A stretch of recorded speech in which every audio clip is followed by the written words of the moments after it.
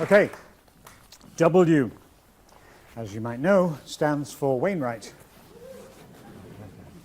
Sally Wainwright, also a patron of this chapel, and this specially commissioned piece that she's written for us, which is set here on Nolan Moor and is entitled The Final Frontier.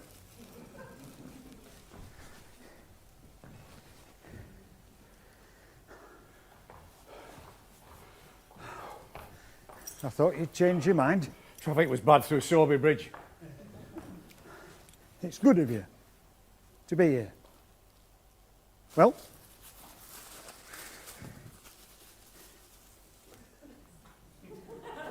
here he is.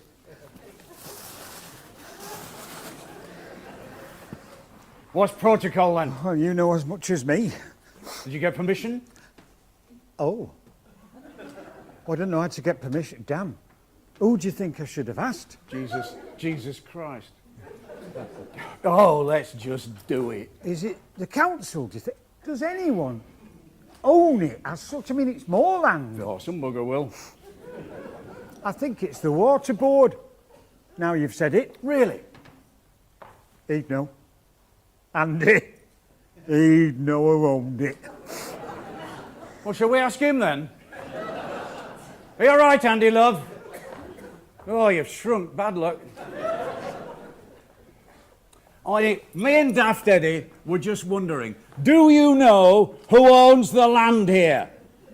Only we don't want to go scattering you everywhere and then get our asses kicked. We'd only have you to sweep up again. What are you being so snippy about? You dozy bugger, not getting permission. I left a meeting to come here. Oh, let's just get on with it. Come on. I mean, nobody'll know.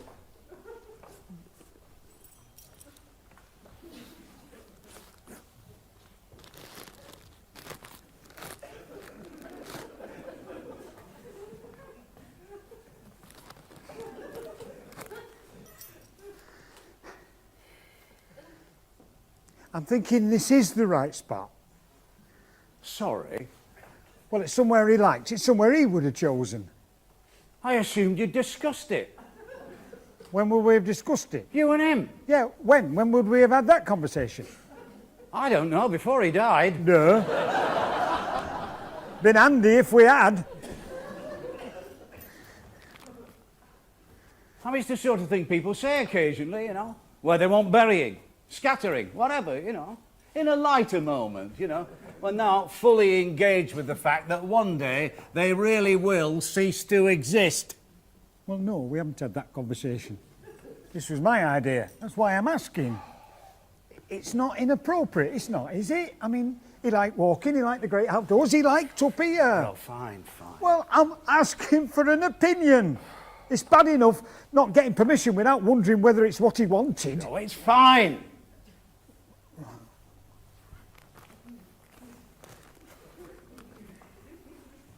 Oh, I've just remembered. Him and Denise. Sunday afternoons in the summer, they used to drive up here with the kids, you know, when they were tiny. They'd have a picnic, and they'd spend the afternoon laughing at that lot down there playing golf. With their daft hats and silly trousers, you know, wiggling their backsides about when they were teeing off, you know, like they thought they knew what they were doing, you know. Yeah, well, you like to laugh, Andy. Yeah. So, yes, I mean, it's not inappropriate. Right. Shall I say a few words?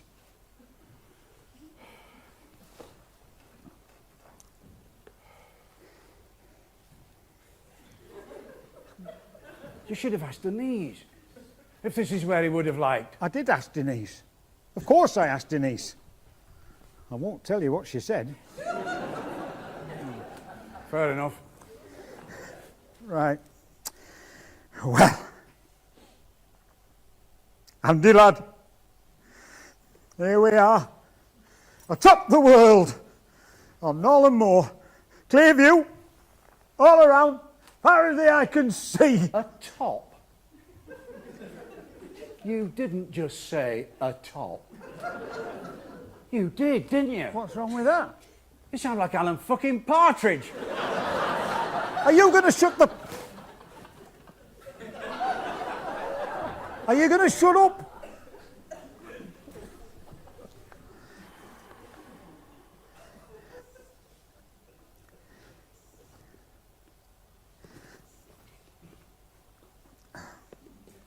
What about kids? His kids! I phoned them, both of them, after the funeral. They didn't want to know. Alison had already gone back to Toronto. There was still a lot of anger. Right. So, this is it. The final curtain. And he's ended up with us. It's mental. it's not ideal, I know, but we're his oldest friends. We're the people who've known him longest, so it's not without a certain poetry. Poetry? Atop the world. Oh.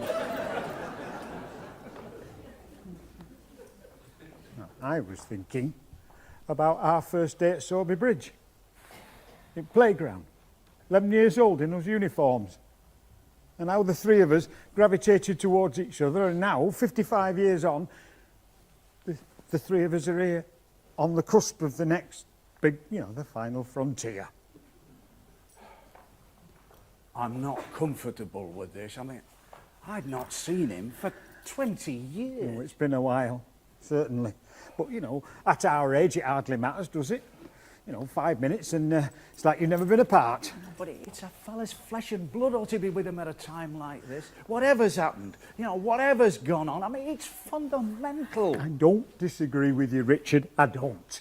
But it's not what they want. They've made a choice and they've made it clear and they've asked us to do it. Well, me. But I'm glad you're here. So, it just doesn't need to be done, does it? Not now. Not today. I mean, it's not obligatory. You don't have to scatter ashes. It's not a legal requirement. You can keep them in a cupboard. well, I don't think Hazel would be happy with me keeping Andy in one of her cupboards. I think she might feel a bit overwhelmed. Not you wanker! Denise, or one of the kids. They might be cross with him now, but in time it could be something they regret, not having done it themselves. Well, I don't know. Denise was pretty clear she didn't want anything to do with them. Him. She didn't want him in the house. I'd wait, put him in garage. Hazel won't know. She asked me to ring her. Denise, after it's been done, she wanted to know it had been done. Right, well, you better get on with it then. I consider it an honour. That, it's down to me, us. Really? Well, okay. No, I just think that in the greater scheme of things, that one day, the kids at least, Alison or Ruth, they'll have a different perspective. I mean, we're all human, we all make mistakes, and life's about the pursuit of happiness, and that's all that he was doing, And actually, he was trying to behave responsibly. Responsibly? He was having it up with another woman. He had an heart attack and died in another woman's bed, on the job. And then the next day it's all over the TV and the newspapers. How is that responsible? I don't think he planned it. Well, he's disgraced himself, he's humiliated his family, and he's damaged the party, his party. The circumstances were unfortunate, granted. But the point is, he hadn't left her in the lurch, Denise, had he? And he could have done. I mean, he could have left her behind years ago. Well, excuse me, but I think he might have been worried how that might look. Man in his position, I don't think you can attribute it solely to altruism. I think good public relations played a hefty role in his thinking about not running out on his marriage. The point is, I can understand why Denise doesn't want to do this, and the girls, the women. Yes. And the point I'm trying to make is that in a few years' time, tempers will not be so frayed, you know? But people may have a more objective view. They might remember all the good things he did as well as all the less, well, you know, and they might regret it, not having done something like this themselves. I've been allotted a task and I intend to carry it out. Well, I don't think you should. I think you should tell Denise we've discussed it and we're worried she's being rash. You just want to do it because you're a self-important little twat. And you like the idea of being asked. And what you can't see is that she's asked you for all the wrong reasons. And I knew you were miffed. She asked me to speak at the funeral. Well, never mind about asking me. Why didn't she ask one of the big smells you work with in the party, eh? I know what this is about. It's revenge.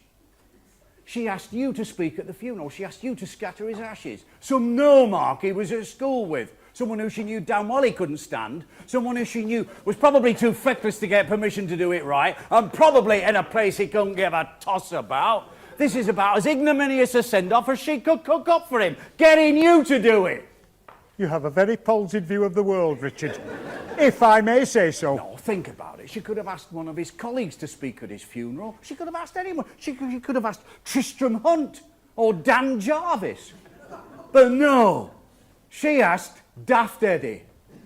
Eddie No Mates, whom he'd not seen for 20 years. You're not scattering his fucking ashes. He deserves better than you.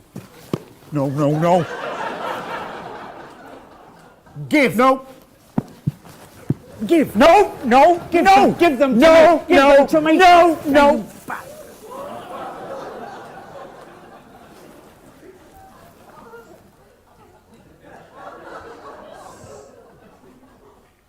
Oh, bum. Is that Hosmuck he's gone in? Well done.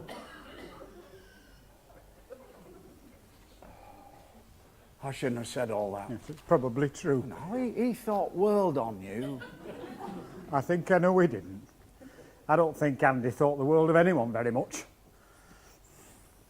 I thought world on you. When you weren't being fucking annoying.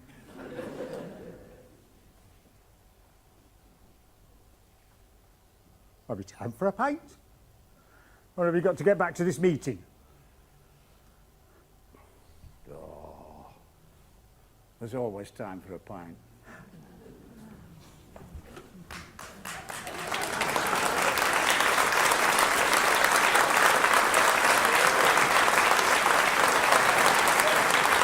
You're on,